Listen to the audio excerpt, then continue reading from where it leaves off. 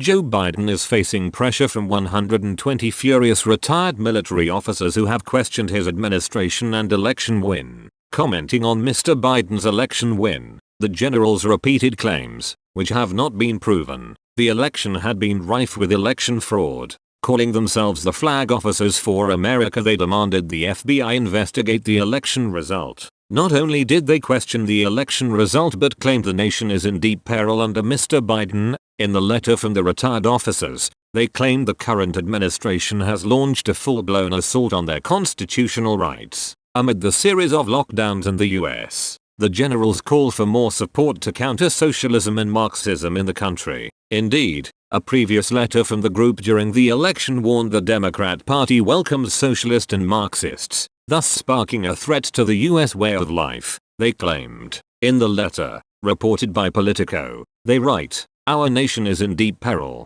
We are in a fight for our survival as a constitutional republic like no other time since our founding in 1776. The conflict is between supporters of socialism and Marxism versus supporters of constitutional freedom and liberty. Without fair and honest elections that accurately reflect the will of the people, our constitutional republic is lost. Election integrity demands ensuring there is one legal vote cast and counted per citizen. Despite the claims of voter fraud, none have been proven since the election result last year." The letter continued, "Aside from the election, the current administration has launched a full-blown assault on our constitutional rights in a dictatorial manner, bypassing the Congress, with more than 50 executive orders quickly signed, many reversing the previous administration's effective policies and regulations. Moreover, population control actions such as excessive lockdowns, school and business closures, and most alarming, censorship of written and verbal expression are all direct assaults on our fundamental rights.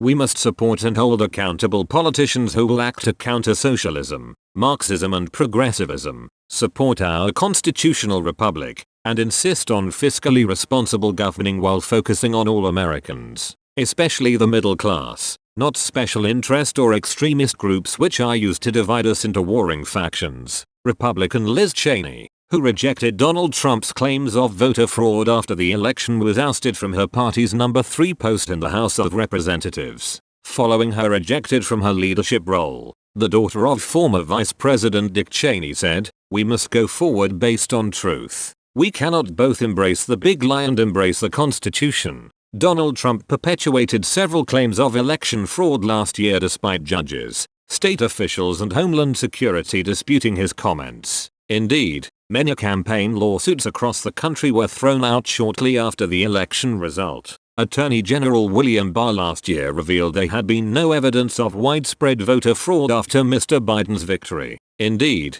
he said, "To date, we have not seen fraud on a scale that could have affected a different outcome in the election."